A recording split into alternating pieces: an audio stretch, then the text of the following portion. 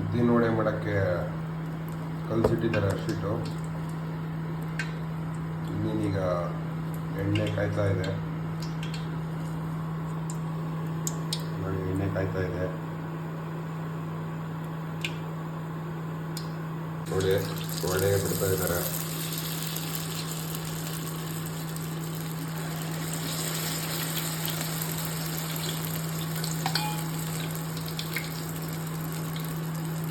ಸಂಜೆ ಹೊತ್ತು ಇದೇ ರೀತಿ ನೀವು ಮಕ್ಕಳಿಗೆಲ್ಲ ಮಾಡ್ಕೊಡ್ಬೋದು ಸ್ನ್ಯಾಕ್ಸ್ ಈಸಿಯಾಗಿ ಮನೆಯಲ್ಲೇ.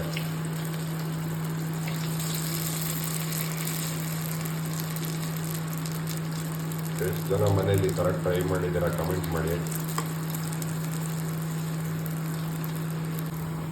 ನೋಡಿ ಎಷ್ಟು ಅದ್ಭುತವಾಗಿ ಬರ್ತಾ ಇದೆ ನೋಡಿ ವಡೆ.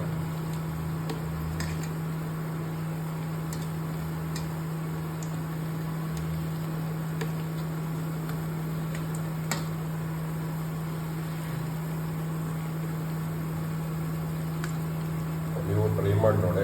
ಒಂದು ಸ್ವಲ್ಪ ಸೀದೋಗಿದೆ, ಬಟ್ ಒಳಗಡೆ ಕರೆಕ್ಟಾಗಿ ಬಿದ್ದಿರುತ್ತೆ. ಈ ಥರ ಬಿಟ್ಟರೆ ನಾವು ಅದೇನಿಲ್ಲ, ಈರುಳ್ಳಿ ಹಾಕಿರ್ತೀರಲ್ವಾ, ಸೊ ಅದರಿಂದ ಕಲರ್ ಚೇಂಜ್ ಆಗುತ್ತೆ. ಒಂದು ಸ್ವಲ್ಪ ಎಣ್ಣೆ ಜಾಸ್ತಿ ಇದ್ದರೆ ಅಷ್ಟೇ, ಎತ್ಕೊಂಬೇಡ.